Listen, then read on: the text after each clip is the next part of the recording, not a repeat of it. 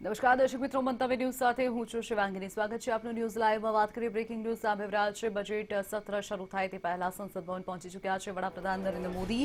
Budget સત્રની શરૂઆત પહેલા પીએમ મોદીનું સંબોધન. આજથી બજેટ સત્રનો પ્રારંભ થઈ રહ્યો છે. બધા સંસદોનું બજેટ સત્રમાં સ્વાગત છે. ભારતની વર્તમાન સ્થિતિએ વિશ્વમાં વિશ્વાસ ઉભો કર્યો છે. તમામ સંસદો પક્ષો ખુલ્લા મનથી ઉત્તમ ચર્ચા કરે. ભારત માટે ઘણા અવસર ઉપલબ્ધ છે. ઉલ્લેખનીય છે કે આજે સંસદ ભવનમાં બજેટ સત્રની શરૂઆત થવા જઈ રહી છે. બજેટ સત્ર શરૂ થાય તે પહેલા જ વડાપ્રધાનનું સંબોધન સામે આવ્યું. તેમણે કહ્યું કે બધા સંસદોનું બજેટ સત્રમાં સ્વાગત છે. ભારતની વર્તમાન સ્થિતિએ વિશ્વમાં વિશ્વાસ ઉભો કર્યો છે. भारत में वैक्सीनेशन का अभियान भारत की अपनी खोजी हुई पूरी दुनिया में एक विश्वास पैदा कर रही है. इस बजट सत्र में भी हम सांसदों की बातचीतें, हम सांसदों के चर्चा के मुद्दे, खुले मन से की गई चर्चा वैश्विक प्रभाव का एक महत्वपूर्ण अवसर बन सकती है. मैं आशा करता हूं कि सभी आदरणीय सांसद, सभी राजनीतिक दल खुले मन से उत्तम चर्चा करके देश को प्रगति के रास्ते पर ले जाने में, उसमें गति लाने में अवश्य मददरूप होंगे. ये बात सही है कि बार बार चुनाव के कारण सत्र भी प्रभावित होते हैं, चर्चाएं भी प्रभावित होती हैं. लेकिन मैं सभी आदरणीय सांसदों से प्रार्थना करूंगा कि चुनाव अपनी जगह पे हैं.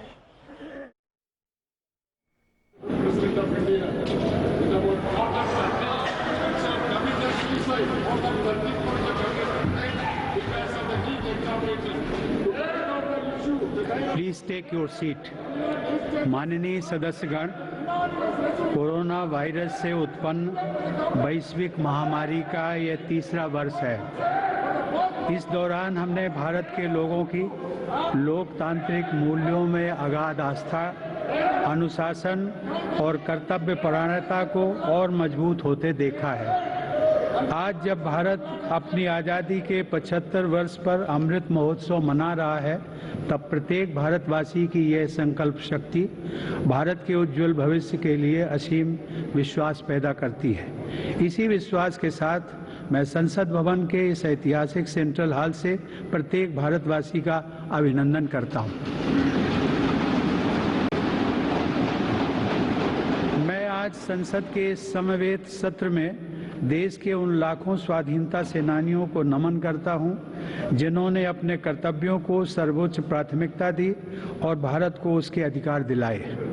आज़ादी के इन 75 वर्षों में देश की विकास यात्रा में अपना योगदान देने वाले सभी महानुभावों का भी मैं श्रद्धापूर्वक स्मरण करता हूं.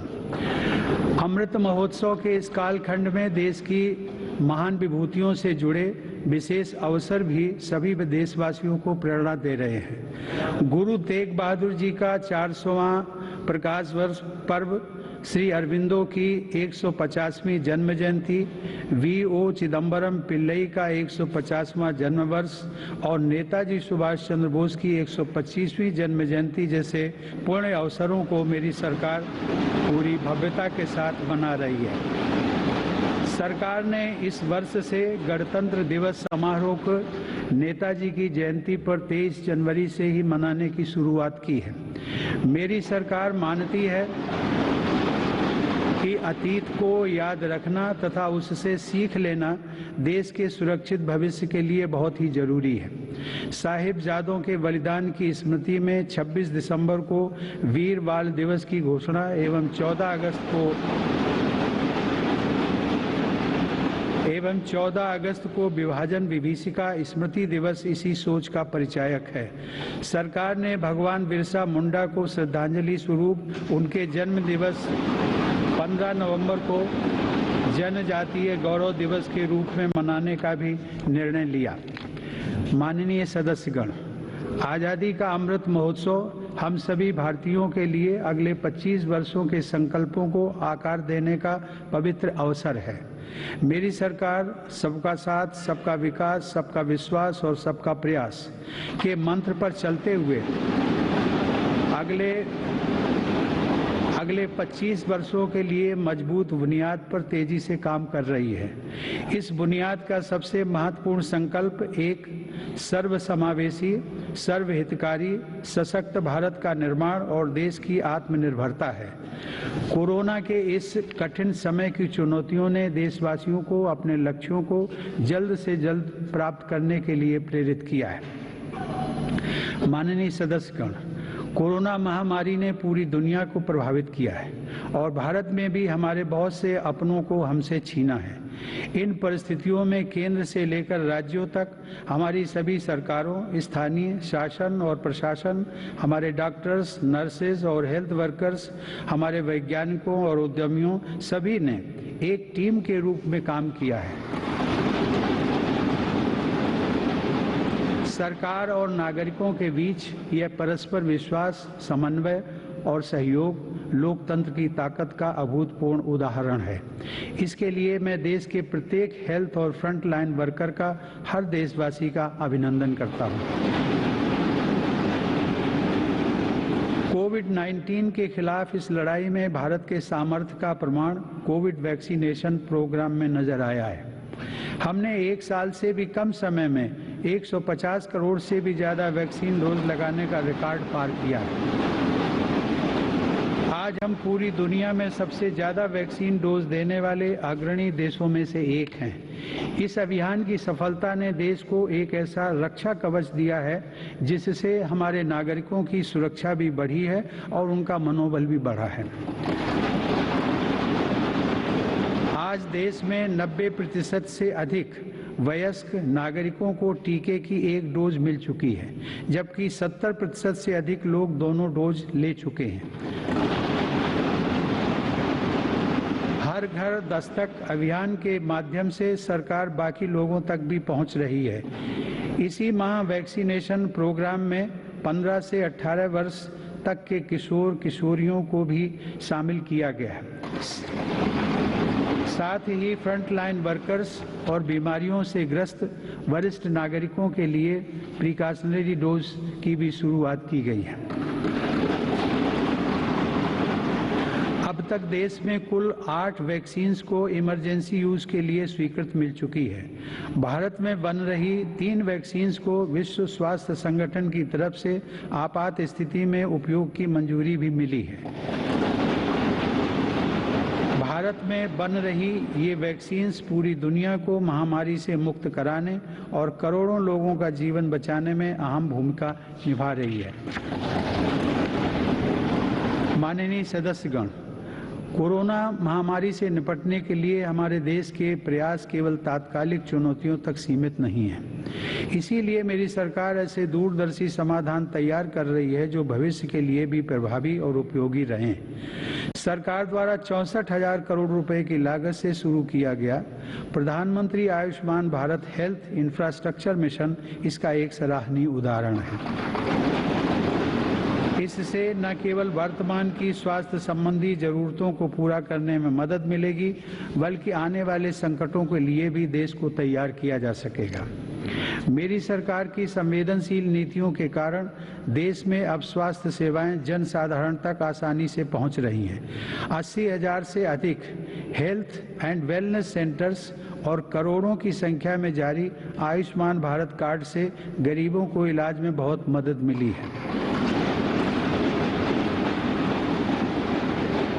सरकार ने 8,000 से अधिक जन औषधि केंद्रों के माध्यम से कम कीमत पर दवाइयां उपलब्ध कराकर इलाज पर होने वाले खर्च को कम किया है। सुलभ और सुगम स्वास्थ्य सेवाओं के लिए उठाया गया आयुष्मान भारत डिजिटल मिशन भी एक बड़ा कदम है। माननीय सदस्यगण, कोरोना काल में भारतीय फार्मा सेक्टर ने भी अपनी श्रेष्ठता को साबित किया है। वर्तमान समय में भारतीय फार्मा कंपनियों के उत्पाद 180 से ज़्यादा देशों में पहुंच रहे हैं। लेकिन इस क्षेत्र में भारत के लिए संभावनाएं कहीं अधिक व्यापक हैं। फार्मा इंडस्ट्री के लिए मेरी सरकार द्वारा घोषित PLI स्कीम से इन संभावनाओं को विस्तार मिलेगा और रिसर्च को भी गति मिलेगी। सरकार द्वारा किए गए प्रयासों के परिणाम स्वरूप योग, आयुर्वेद एवं पारंपरिक चिकित्सा पद्धतियों की लोकप्रियता लगातार बढ़ रही है।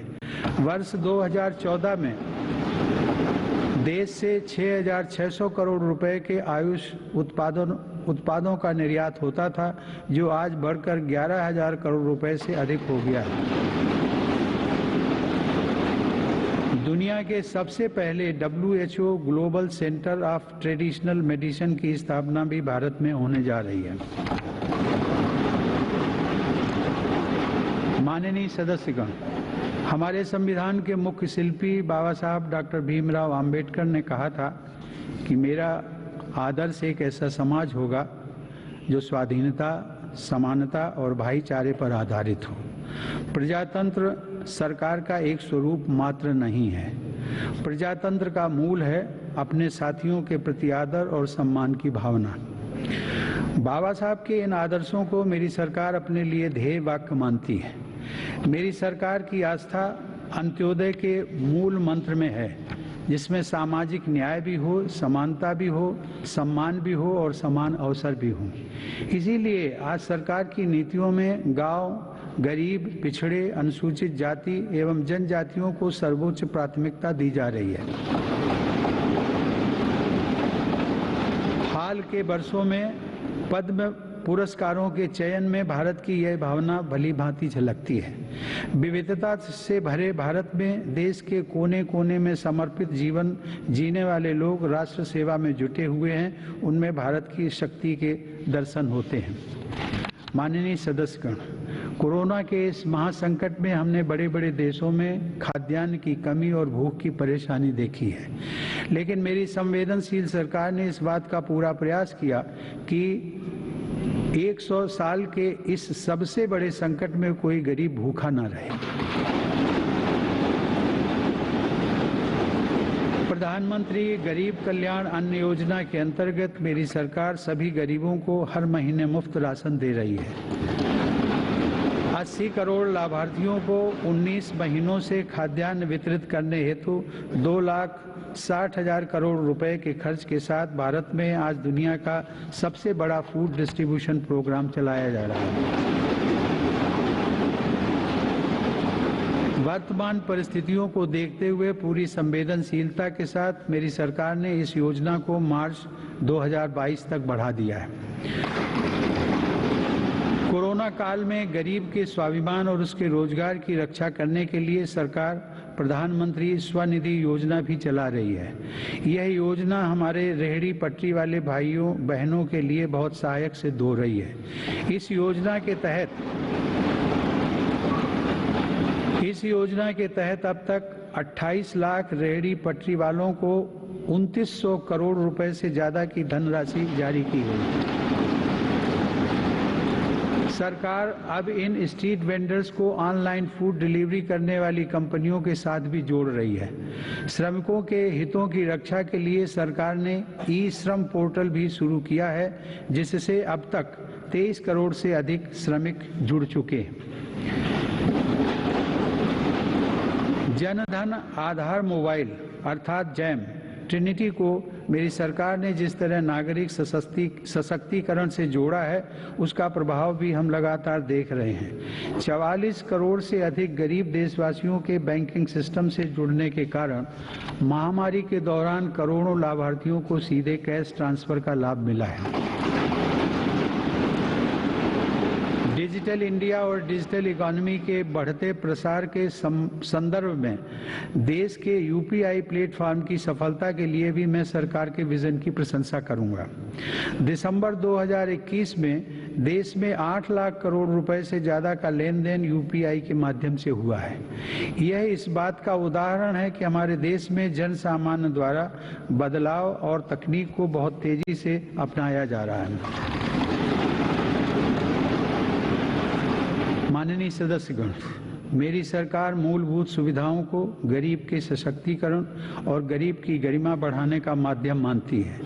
पिछले वर्षों के अनवरत प्रयासों से प्रधानमंत्री आवास योजना में अब तक 2 करोड़ से अधिक पक्के घर गरीबों को मिल चुके हैं।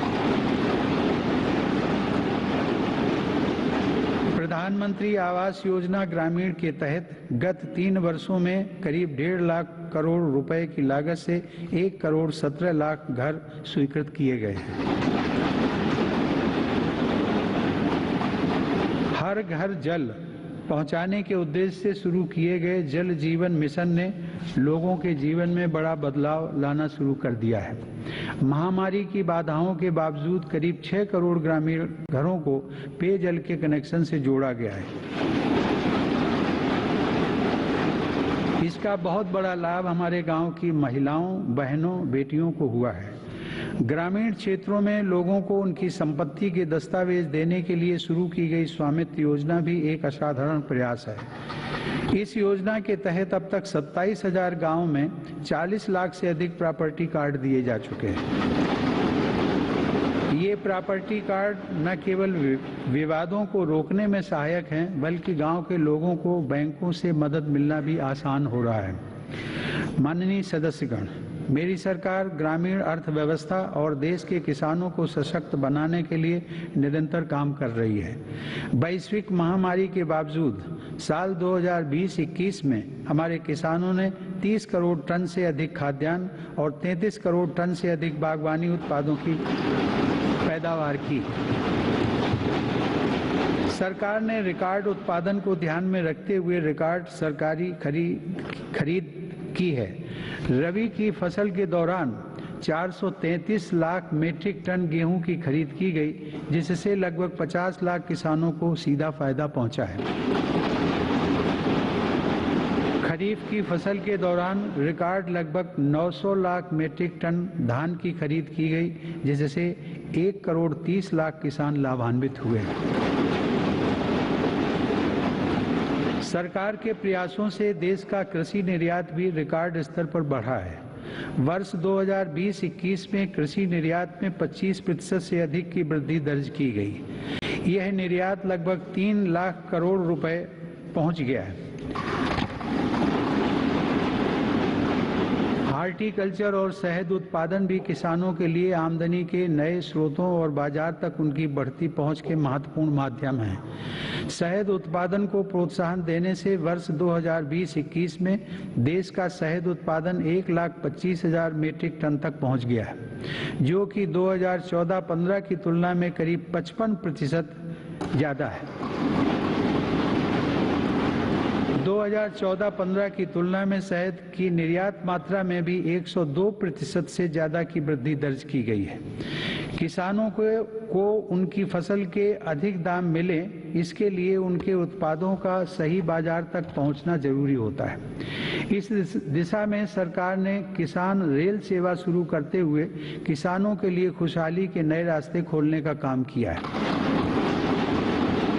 कोरोना काल में भारतीय रेल ने सब्जियों, फलों तथा दूध जैसी जल्दी खराब होने वाली खाद्य सामग्री के परिवहन के लिए 150 से अधिक मार्गों पर 1900 से ज्यादा किसान रेल चलाई और करीब 6 लाख मीट्रिक टन कृषि उत्पादों की ढुलाई की।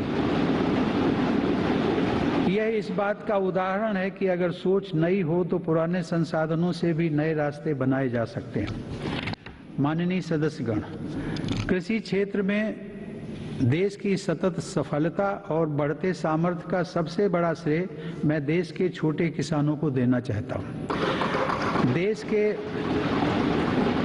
देश के 80% किसान छोटे किसान ही हैं, जिनके हितों को मेरी सरकार ने हमेशा केंद्र में रखा है। प्रधानमंत्री किसान सम्मान निधि के माध्यम से 11 करोड़ से अधिक किसान परिवारों को 1,80,000 करोड़ रुपए दिए गए हैं। इस निवेश से कृषि क्षेत्र में आज बड़े बदलाव दिखाई दे रहे हैं। फसल बीमा योजना में नए बदलावों का लाभ भी देश के छोटे किसानों को हुआ है। इन बदलावों के बाद से अब तक 8 करोड़ से अधिक किसानों को मुआवजा के तौर पर 1 लाख करोड़ रुपए से ज्यादा की राशि दी जा चुकी है। खेतों के नजदीक जरूरी इंफ्रास्ट्रक्चर को विकसित करने के लिए भी मेरी सरकार अभूतपूर्व स्तर पर निवेश कर रही है। 1 लाख करोड़ रुपए के कृषि इंफ्रास्ट्रक्चर फंड के अंतर्गत हजारों परियोजनाओं को मंजूरी दी गई है। मेरी सरकार ने खाद्य तेल में आत्मनिर्भरता को ध्यान में रखते हुए 11,000 करोड़ रुपए की लागत से national mission on edible oil palm की शुरुआत भी की है। सरकार ऑर्गेनिक खेती, प्राकृतिक खेती और क्रॉप डाइवर्सिफिकेशन जैसे विशेष प्रयास भी कर रही है। यह आप सभी की जानकारी में है कि संयुक्त राष्ट्र ने वर्ष 2023 को इंटरनेशनल ईयर ऑफ मिलेट्स के रूप में घोषित किया है। मेरी सरकार इंटरनेशनल ईयर ऑफ मिलेट्स को देश के किसानों, self help groups, FPOs, food industry और जन सामान्य के साथ मिलकर व्यापक स्तर पर मनाएगी। मेरी सरकार वर्षा जल संरक्षण के लिए भी गंभीरता से काम कर रही है। देश में रेन वाटर हार्वेस्टिंग इंफ्रास्ट्रक्चर के निर्माण और पारंपरिक जल स्रोतों के जीर्णोद्धार के लिए विशेष अभियान चलाए जा रहे हैं। प्रधानमंत्री कृषि सिंचाई योजना के तहत विभिन्न परियोजनाओं और अटल भू जल योजना की मदद से देश में 64 लाख हेक्टेयर सिंचाई क्षमता विकसित की गई है।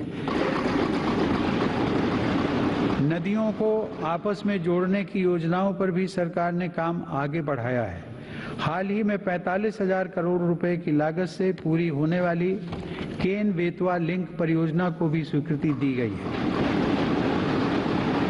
यह परियोजना बुंदेलखंड में पानी की चुनौतियों को समाप्त करने में सहायक होगी। माननीय सदस्यगण, ग्रामीण अर्थव्यवस्था को गति देने में महिलाओं की भूमिका अधिक विस्तृत होती जा रही है। 2021-22 में 28 लाख सेल्फ हेल्प ग्रुप्स को बैंकों की तरफ से 65,000 करोड़ रुपए की मदद दी गई है। यह राशि 2014-15 की तुलना में 4 गुना अधिक है। सरकार ने हजारों महिला सेल्फ हेल्प ग्रुप्स के सदस्यों को ट्रेनिंग देकर उन्हें बैंकिंग सखी के रूप में भागीदार भी बनाया है।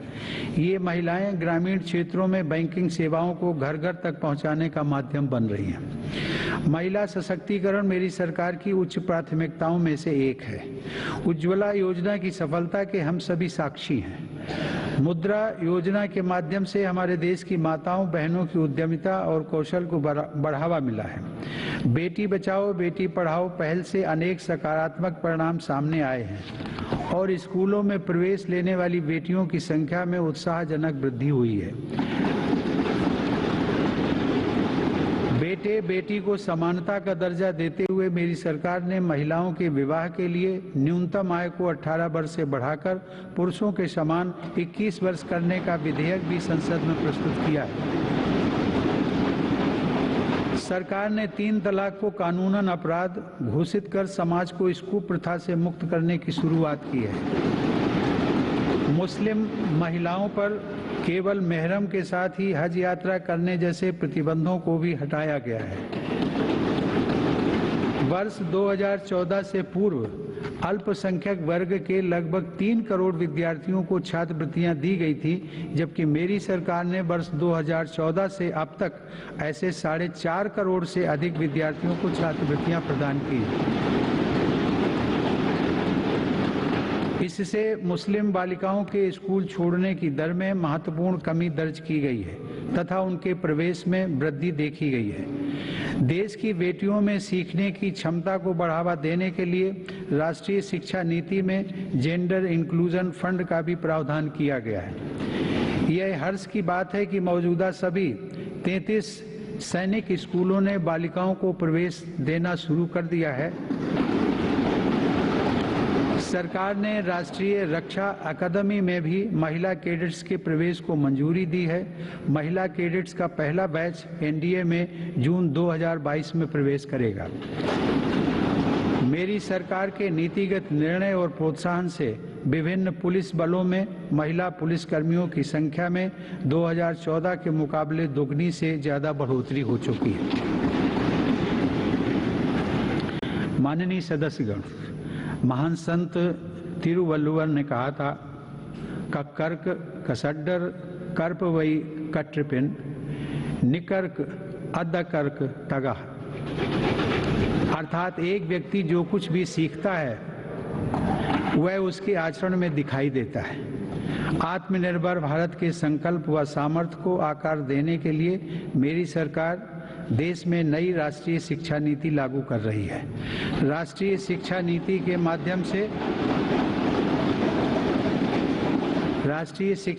के माध्यम से स्थानीय भाषाओं को भी प्रोत्साहित किया जा रहा है। स्नातक पाठ्यक्रमों की महत्वपूर्ण प्रवेश परीक्षाएं भारतीय भाषाओं में भी संचालित करने पर जोर दिया जा रहा है। इस वर्ष 10 राज्यों के 19 इंजीनियरिंग कॉलेजों में 6 भारतीय भाषाओं में पढ़ाई शुरू हो रही है। स्किल इंडिया मिशन के तहत ITI, जन शिक्षण संस्थान और प्रधानमंत्री कौशल केंद्रों के जरिए पूरे देश में 2.25 करोड़ से अधिक युवाओं का कौशल विकास हुआ है। स्किल को उच्च शिक्षा के साथ जोड़ने के लिए UGC के नियमों में कई बदलाव भी किए गए हैं। कोरोना से लड़ाई के लिए स्किल इंडिया मिशन के तहत हेल्थ केयर से जुड़े 6 विशेष प्रशिक्षण कार्यक्रम शुरू किए गए।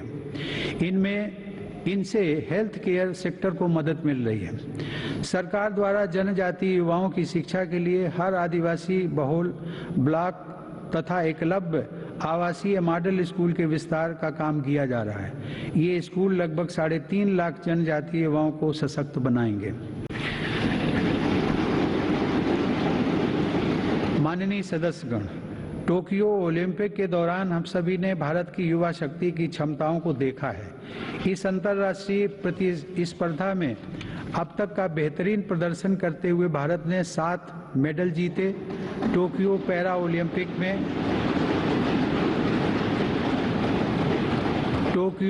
ओलंपिक में भी भारतीय पैरा एथलीटों ने 19 पदक जीतकर रिकॉर्ड कायम किया। ओलंपिक प्रतिस्पर्धाओं तथा खेलकूद में भारत की उपस्थिति मजबूत करने के लिए केंद्र सरकार राज्य सरकारों के साथ मिलकर देश में सैकड़ों खेलो इंडिया केंद्र स्थापित कर रही है।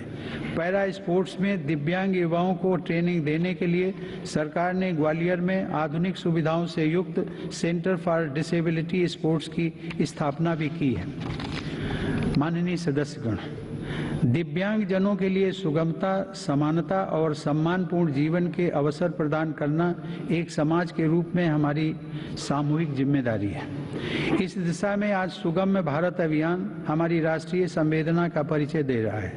दिव्यांग जनों का जीवन बदलने के लिए देश में निःशुल्क सहायक उपकरणों से लेकर कॉकलियर इम्प्लांट सर्जरी जैसे प्रोग्राम चलाए जा रहे हैं। इन कार्यक्रमों के अंतर्गत अब तक 25 लाख से अधिक दिव्यांग व्यक्तियों को सहायता उपकरण उपलब्ध करवाए गए हैं और करीब 4000 सफल कॉकलियर इम्प्लांट किए गए हैं। इन्हीं प्रयासों को आगे बढ़ाते हुए सरकार ने मध्य प्रदेश में national institute of mental health rehabilitation की स्थापना भी की है। दिव्यांग युवाओं के भविष्य के लिए 10,000 शब्दों की इंडियन साइन लैंग्वेज डिक्शनरी भी बनाई गई है। माननीय सदस्यगण, हमारा स्टार्टअप इकोसिस्टम हमारे युवाओं के नेतृत्व में तेजी से आकार ले रही अनंत नई संभावनाओं का उदाहरण है। वर्ष 2016 से हमारे देश में 56 अलग अलग सेक्टर्स में 60,000 नए स्टार्टअप्स बने हैं। इन स्टार्टअप्स के जरिए 6 लाख से अधिक रोजगारों का सृजन हुआ है। वर्ष 2021 में कोरोना काल में भारत में 40 से अधिक यूनिकॉर्न स्टार्टअप अस्तित्व में आए, जिनमें से प्रत्येक का मूल्य 7,400 करोड़ रुपए से अधिक आंका गया है। मेरी सरकार की नीतियों की वजह से आज भारत उन देशों में है जहां इंटरनेट की कीमत सबसे कम है तथा स्मार्टफोन की कीमत भी सबसे कम है। इसका बहुत बड़ा लाभ भारत की नौजवान पीढ़ी को मिल रहा है। भारत 5G मोबाइल कनेक्टिविटी पर भी तेजी से काम कर रहा है, जिससे अनेक नई संभावनाओं के द्वार खुलेंगे। सेमीकंडक्टर को लेकर भारत के प्रयासों का बहुत बड़ा लाभ हमारे स्टार्टअप इकोसिस्टम को होगा। भारत के युवाओं को तेजी से बदलती टेक्नोलॉजी का लाभ मिले, इसके लिए भी सरकार ने अनेक नीतिगत निर्णय लिए हैं। कई नए सेक्टरों में प्रवेश के द्वार खोले। सरकार ने startups intellectual property protection program के माध्यम से पेटेंट और ट्रेडमार्क से जुड़ी प्रक्रियाओं को आसान बनाया है, उन्हें नई गति दी है। इसी का परिणाम है कि इस वित्त वर्ष में पेटेंट के लिए लगभग 6,000 और ट्रेडमार्क के लिए 20,000 से ज़्यादा आवेदन किए गए हैं। माननीय सदस्यगण, मेरी सरकार के निरंतर प्रयासों से भारत एक बार फिर विश्व की सर्वाधिक तेजी से विकसित हो रही अर्थव्यवस्थाओं में से एक बन गया है।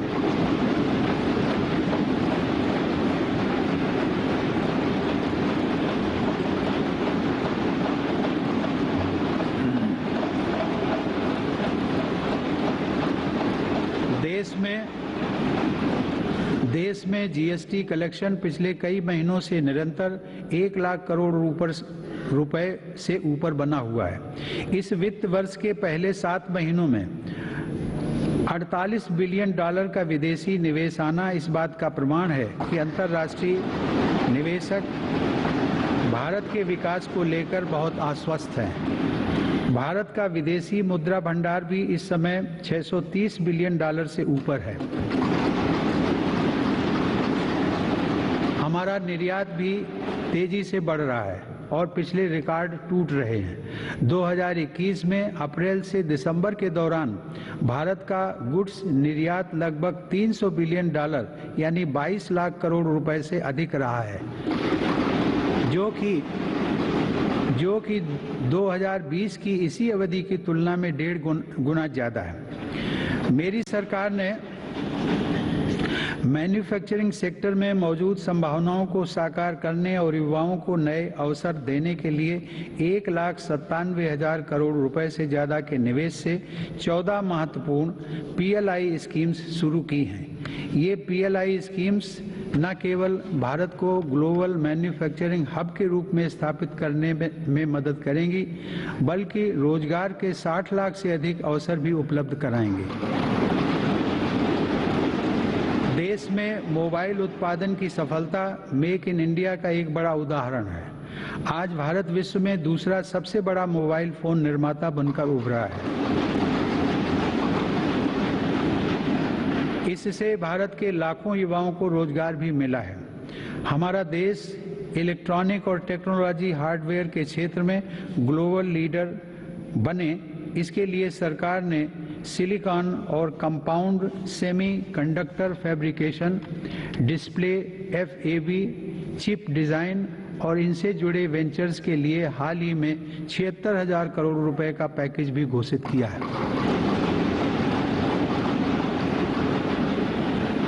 मेरी सरकार नए क्षेत्रों के साथ साथ उन पारंपरिक क्षेत्रों में भी देश की स्थिति को पुनः मजबूत बना रही है जिनमें हमारे पास सैकड़ों वर्षों का अनुभव है।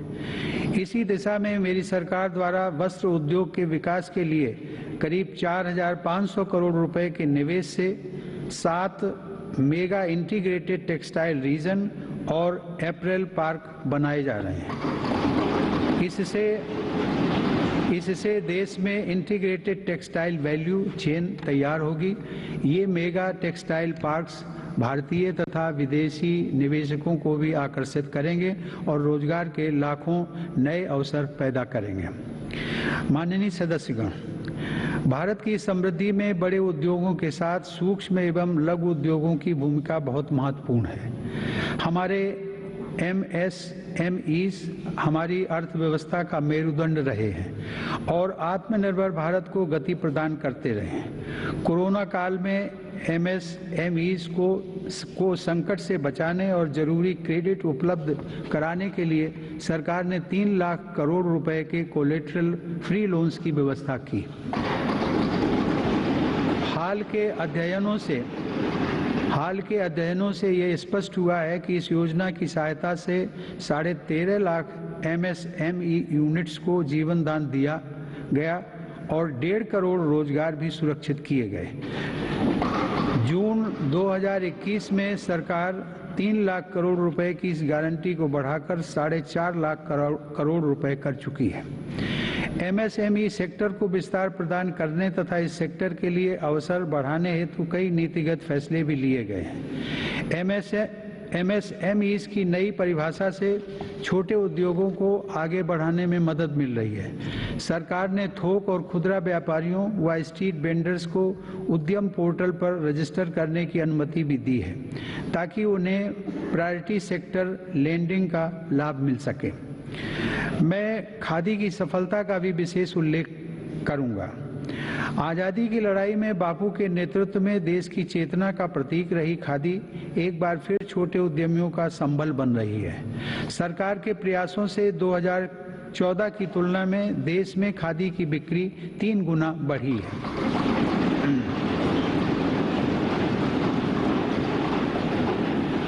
माननीय सदस्यगण, किसी भी देश के विकास का आधार वहाँ का इंफ्रास्ट्रक्चर होता है। मेरी सरकार की दृष्टि में इंफ्रास्ट्रक्चर सामाजिक असमानता को पाटने वाला सेतु भी है। इंफ्रास्ट्रक्चर पर होने वाले निवेश से न केवल लाखों नए रोजगार पैदा होते हैं बल्कि इसका एक गुणात्मक प्रभाव भी होता है। इससे व्यापार करना सुगम होता है, परिवहन की गति बढ़ती है और हर सेक्टर में आर्थिक गतिविधियों में वृद्धि होती है। मेरी सरकार ने इंफ्रास्ट्रक्चर विकास के कार्यों को और अधिक गति प्रदान करने के लिए अलग अलग मंत्रालयों के कामकाज को प्रधानमंत्री गति शक्ति राष्ट्रीय मास्टर प्लान के रूप में एक साथ जोड़ा है। यह प्लान भारत में मल्टी मोडल ट्रांसपोर्ट के एक नए युग का प्रारंभ करने जा रहा है।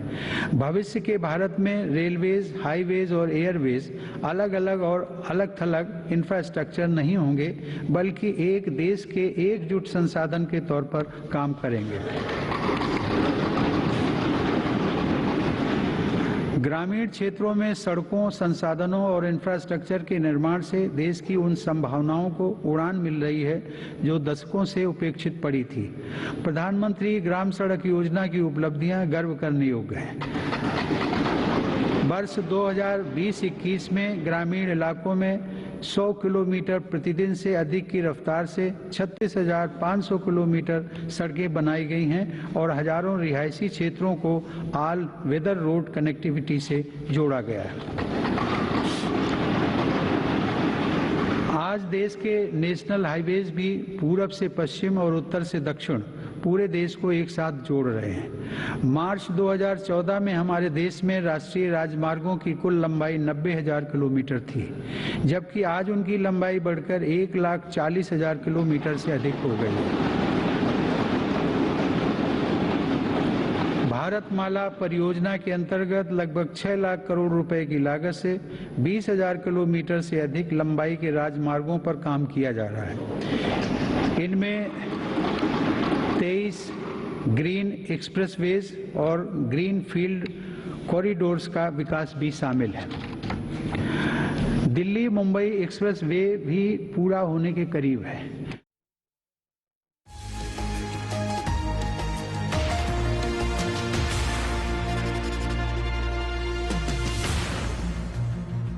Tirupati premium filtered groundnut oil, जिसमें है मूफा और natural antioxidants. Tirupati premium filtered groundnut oil, Tirupati का विश्वास और सिंग तेल का स्वाद। ગુજરાતીઓના ફોનની ફોટો ગેલેરી ફરવાના ફોટો અચૂક મળશે, પણ જ્યારે રિપોર્ટ પોઝિટિવ આવે ત્યારે ઘરે રહીને બતાવશે ગુજરાતી। વેન્ટિલેશન વાળા રૂમમાં રહેશે, વધારે પ્રવાહી લેશે, વાસણો અલગ રાખશે, તાપમાન માપતા રહેશે અને જલ્દીથી સજા થઈ જશે। બનો સમજદાર ગુજરાતી, બનાવો સુરક્ષિત ગુજરાત.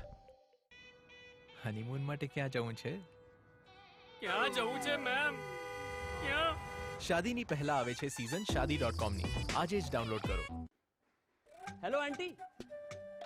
सुन बेटा, केबल तो ठीक चल रहा है हमारा। अरे नहीं नहीं आंटी, वो अंकल 4-5 दिन से वॉक के लिए नहीं आया ना पार्क में, मैंने सोचा मैं ही चल के मिल लेता हूँ। अच्छा किया बेटा। वैसे अंकल की तबीयत तो इतनी अच्छी नहीं है। अच्छा। चलो अंदर चलो। अरे आयरन मैन, क्या हुआ? वीकनेस है यार, वीकनेस। थकान। कुछ खाया? नहीं भैया, अभी नहीं, बाद में खाऊंगा, बाद में।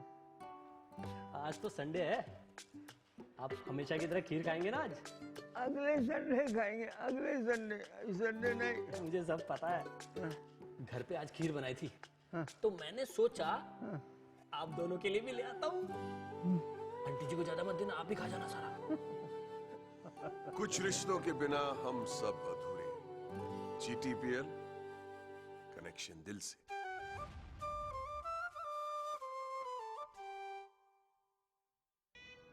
હનીમૂન માટે ક્યાં જવું છે?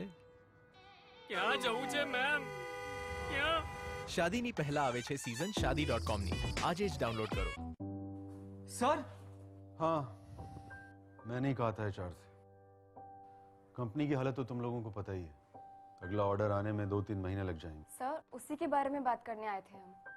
समय चाहे अच्छा हो या बुरा, आपने हमारा हमेशा साथ दिया है।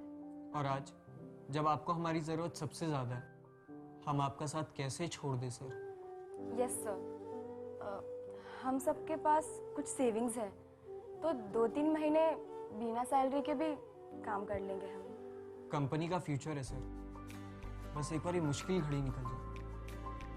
We We are are with with you, you, sir. sir. कुछ रिश्तों के बिना हम सब अधूरे। GTPL, कनेक्शन दिल से।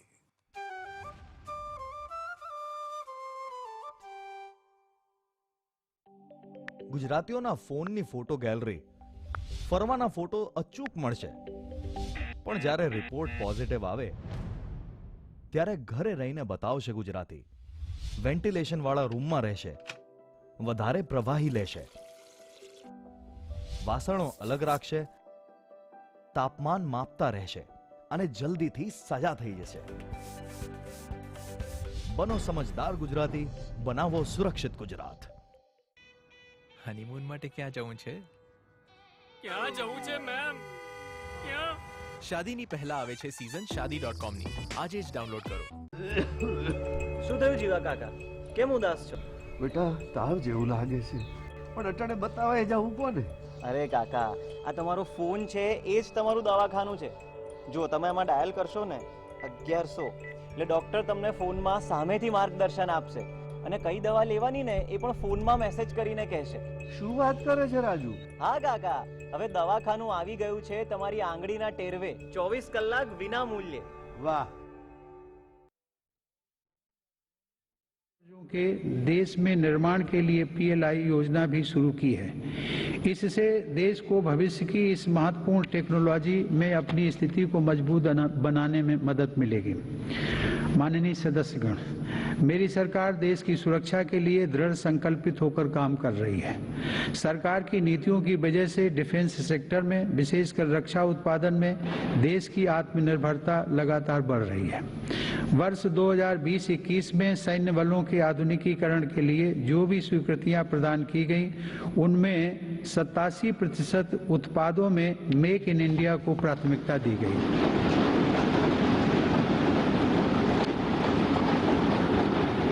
इसी प्रकार 2020-21 में 98% उपकरणों से जुड़े अनुबंधों में मेक इन इंडिया को प्राथमिकता दी गई है। हमारी सेनाओं ने 209 ऐसे साजो सामान की सूची भी जारी की है जिन्हें अब विदेश से नहीं खरीदा जाएगा। रक्षा उपक्रमों द्वारा 2800 से ज्यादा ऐसे उपकरणों की सूची जारी की जा चुकी है जिनका देश में ही निर्माण किया जाएगा। हिंदुस्तान एरोनॉटिक्स लिमिटेड के साथ 83 LCA तेजस फाइटर एयरक्राफ्ट के निर्माण हेतु अनुबंध किए गए हैं। सरकार ने ऑर्डिनेंस फैक्ट्रियों को 7 डिफेंस PSUs का रूप देने के लिए महत्वपूर्ण कदम उठाए हैं। इसके अलावा रक्षा क्षेत्र में प्राइवेट सेक्टर और स्टार्टअप्स को तेजी से बढ़ावा देने के लिए भी सरकार प्रतिबद्ध है। हमारा लक्ष्य है कि हमारी सेनाओं की जरूरत का सामान भारत में विकसित हो तथा भारत में ही निर्मित हो। माननीय सदस्यगण, तेजी से उभरते वैश्विक परिवेश में भारत ने अपने राजनयिक संबंधों को बेहतर बनाते हुए अपनी स्थिति को मजबूत किया है। अगस्त 2021 में भारत ने संयुक्त राष्ट्र सुरक्षा परिषद की अध्यक्षता की और इस दौरान कई अभूतपूर्व निर्णय लिए गए। भारत की अध्यक्षता में ही सुरक्षा परिषद ने पहली बार समुद्री सुरक्षा के विषय पर अपने एजेंडा आइटम के अंतर्गत समग्र रूप से विचार विमर्श किया। संयुक्त राष्ट्र सुरक्षा परिषद ने इस विषय पर पहली बार एक प्रेसिडेंशियल स्टेटमेंट को सर्वसम्मति से अडॉप्ट भी किया। हमने अपने पड़ोसी देश अफगानिस्तान में अस्थिरता और नाजुक हालात को भी देखा है। भारत ने इन परिस्थितियों में मानवता को सर्वोपरि रखते हुए ऑपरेशन देवी शक्ति को संचालित किया। हमने अनेक चुनौतियों के बावजूद हमारे कई नागरिकों और कई अफगान हिंदू सिख अल्पसंख्यकों को काबुल से सफलतापूर्वक एयरलिफ्ट किया। हम उन कठिन हालात के बीच से पवित्र गुरु ग्रंथ साहिब के 2 स्वरूपों को भी सुरक्षित भारत लेकर आए। मानवता की दृष्टि से भारत अफगानिस्तान में मेडिकल सप्लाई और अनाज पहुंचाने में भी मदद कर रहा है। माननीय सदस्यगण, वर्तमान समय में जलवायु परिवर्तन पूरे विश्व के सामने बड़ी चुनौती है। भारत इस विषय पर एक जिम्मेदार वैश्विक आवाज बनकर उभरा है। COP26 शिखर सम्मेलन में मेरी सरकार ने घोषणा की है कि वर्ष 2030 तक भारत अपने कार्बन उत्सर्जन को 1 बिलियन टन से घटा देगा। भारत ने साल 2070 तक नेट जीरो उत्सर्जन वाली अर्थव्यवस्था का लक्ष्य भी रखा है। भारत ने विश्व समुदाय को साथ लेकर green grid initiative one sun one world one grid की पहल भी की है। यह global interconnected solar power grid का पहला अंतर्राष्ट्रीय नेटवर्क बन रहा है। पर्यावरण को लेकर हमारे बड़े लक्ष्य और साहसिक संकल्प प्रकृति के प्रति हमारी संवेदनशीलता को दर्शाते हैं। माननीय सदस्यगण, मेरी सरकार भारत की प्राचीन विरासत को संरक्षित, समृद्ध और सशक्त करना अपना दायित्व समझती है। यह गौरव की बात है कि धौलावीरा की हड़प्पा साइट और तेलंगाना स्थित 13वीं शताब्दी के काकतीय रुद्रेश्वर रामप्पा मंदिर को यूनेस्को विश्व धरोहर स्थल घोषित किया गया। प्रयागराज कुंभ मेले के बाद यूनेस्को की अमूर्त सांस्कृतिक विरासत सूची में कोलकाता की प्रतिष्ठित दुर्गा पूजा को भी शामिल किया गया।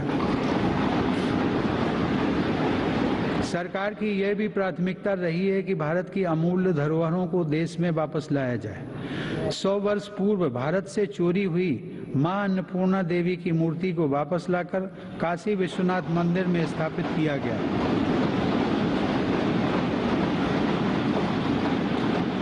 दुनिया के अलग अलग देशों से ऐसी ही कई ऐतिहासिक धरोहरें आज भारत में वापस लाई जा रही हैं। हम सब जानते हैं कि विरासत और पर्यटन का एक दूसरे से गहरा नाता है। इसीलिए आज एक और भारत की आध्यात्मिक विरासत को फिर से जीवंत किया जा रहा है, तो साथ ही तीर्थयात्रियों और पर्यटकों के लिए आधुनिक सुविधाएं और इंफ्रास्ट्रक्चर का विकास भी हो रहा है। मेरी सरकार की स्वदेश दर्शन एवं प्रसाद योजनाएं इसमें बड़ी भूमिका निभा रही हैं। गोवा के 60वें मुक्ति दिवस के अवसर पर फोर्ट अगुआडा जेल परिसर में स्मारक का जीर्णोद्धार करके उसका उद्घाटन किया गया है। यह गोवा मुक्ति संग्राम के सेनानियों के अविस्मरणीय संघर्षों का स्मारक है। माननीय सदस्यगण, आजादी के अमृत काल में एक भारत श्रेष्ठ भारत के हमारे संकल्प के आधार पर आज लोकतांत्रिक मूल्यों के साथ विकास के नए अध्याय लिखे जा रहे हैं। जो राज्य और क्षेत्र उपेक्षित छूट गए थे, आज देश उनके लिए विशेष प्रयास कर रहा है।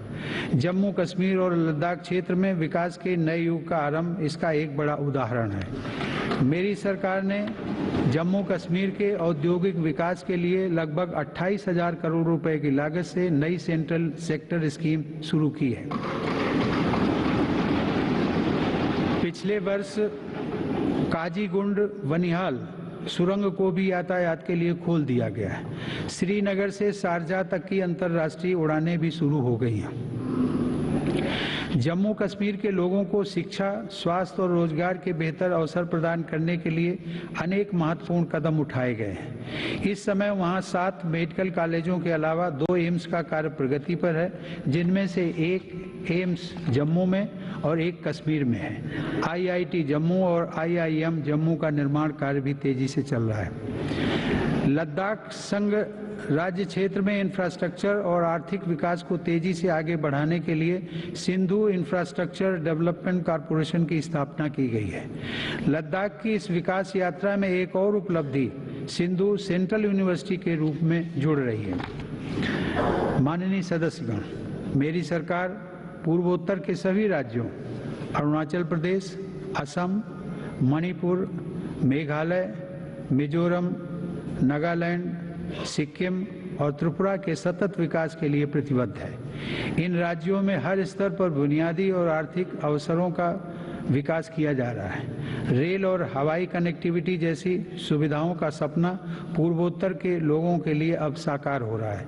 यह देश के लिए गर्व का विषय है कि पूर्वोत्तर राज्यों की सभी राजधानियां मेरी सरकार के प्रयास से अब रेलवे के नक्शे पर आ रही हैं।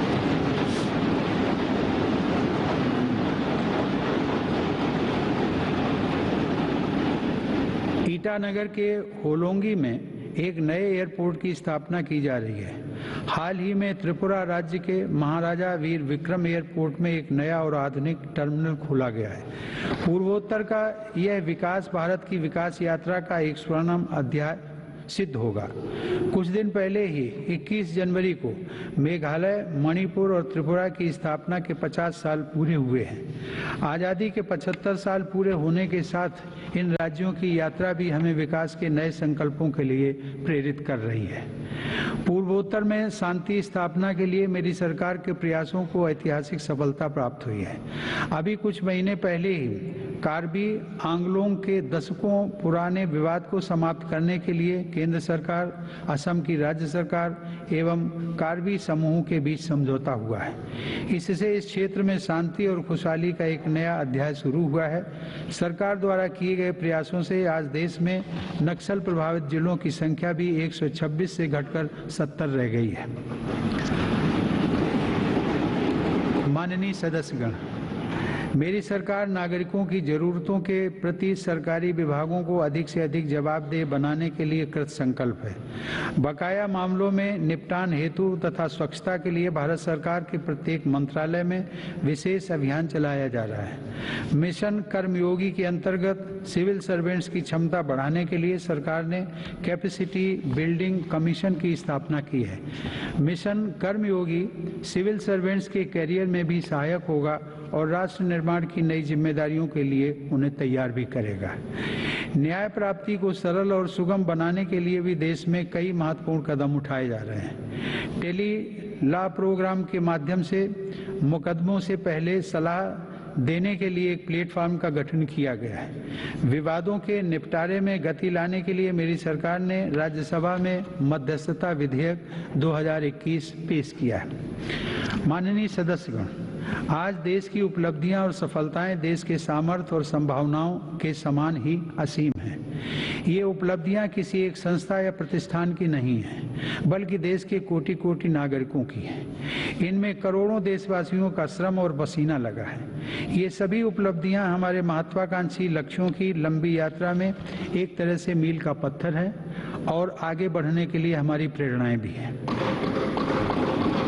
वर्ष 2047 में देश अपनी आज़ादी की शताब्दी पूरी करेगा। उस समय के भव्य, आधुनिक और विकसित भारत के लिए हमें आज कड़ी मेहनत करनी है।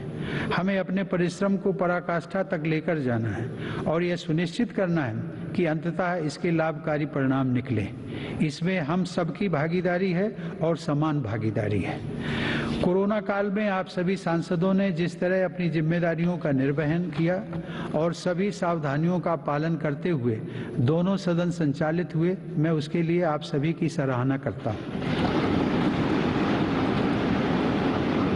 आप सभी सांसदगण करोड़ों देशवासियों की आशाओं, आकांक्षाओं के सारथी हैं। इसी भावना के साथ हमें आगे भी काम करते रहना है। मुझे पूरा विश्वास है कि हम सब मिलकर अपने महान भारतवर्ष को गौरव के शिखर तक लेकर जाएंगे। इसी भावना के साथ आप सभी का एक बार फिर से अभिनंदन। आप सभी का बहुत बहुत धन्यवाद। जय Hind.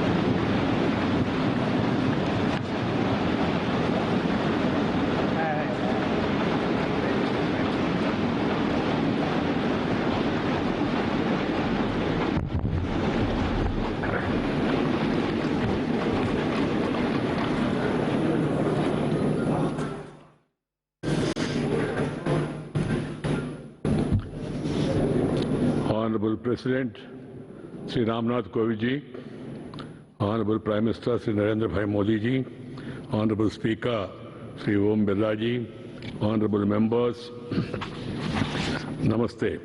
I wish to read a few paragraphs from the English version of the President's address to both the House of Parliament assembled together today, and the rest may be considered as read. Honorable members, we are in the third year of the pandemic caused by the coronavirus. In these years, people of India have displayed profound faith in the democratic values, discipline, and sense of responsibility. At a time when India is celebrating the Amrita Mahotsav on the occasion of 75th year of its independence, this willpower of every Indian creates immense confidence for India's bright future. With this confidence, I extend my greetings to every Indian from this historic central hall of the Parliament. Addressing both the House of Parliament assembled together today, I salute lakhs of freedom fighters who gave highest priority to their duties and secured the rights of India. I also salute all the great personalities for their contribution in the development journey of our country in these 75 years of independence.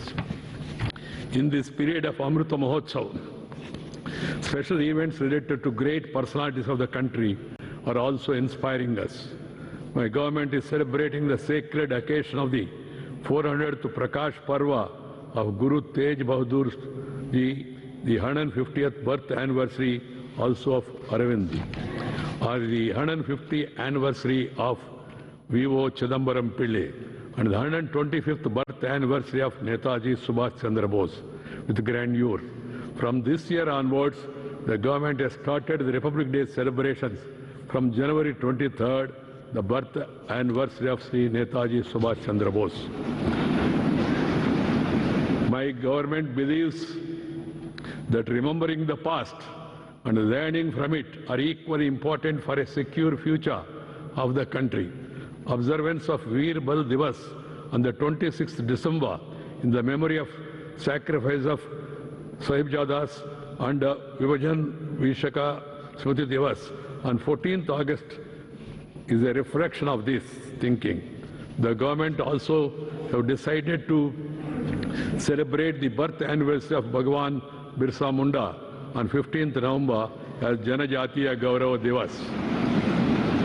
As a tribute to him, honorable members, Azadi Ka Amrita Mahotsav is a sacred occasion for all the Indians to give concrete shape to the resolutions for the next 25 years. My government is moving fast on building a strong foundation for the next 25 years, following the mantra of Sabka Saath, Sabka Vikas, Sabka Viswas, or Sabka Prayas. The most important resolution related to this foundation is this creation of India, which includes all benefits of all, which is strong and self-reliant. The challenging period of Corona has inspired us to achieve our goals of the fastest possible pace. Honorable members, the COVID pandemic affected the entire world, and in India too, many of our loved ones were snatched away from us. In these circumstances, the central government, the state governments, the local governments, and the administration, our doctors, nurses, and health workers, our scientists and entrepreneurs have worked as a team. This mutual trust, coordination, and cooperation between the government and the citizens is an unprecedented example of the strength of our democracy. For this, I appreciate every health and frontline worker and every citizen. Honorable members, several countries have experienced scarcity of food grains and faced starvation during the corona crisis. But my sensitive government ensured that nobody remained hungry during the worst pandemic in 100 years. My government is providing free ration to each poor household every month under the Pradhan Mantri Garib Kalyan Anna Yojana.